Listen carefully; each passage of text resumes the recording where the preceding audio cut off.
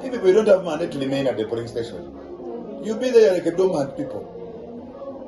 Vote and go home. You will not count the votes. You will not see even the votes you are going to count. There are machines that are going to count the votes. So what are you going to be keeping? Also some old woman, even some old man. For us, we shall vote and remain there and vote. What are you going to protect? At the Tare Center, we shall only allow 2 people, the candidate and the other 2 people. The rest will be out. So what are you going to be doing?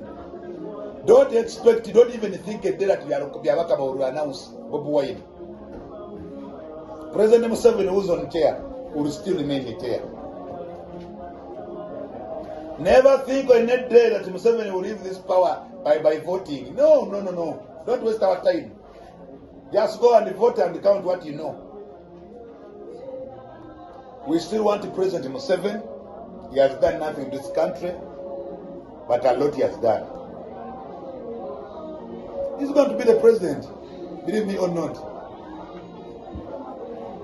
So this time we are very sure President Museveni will become the president.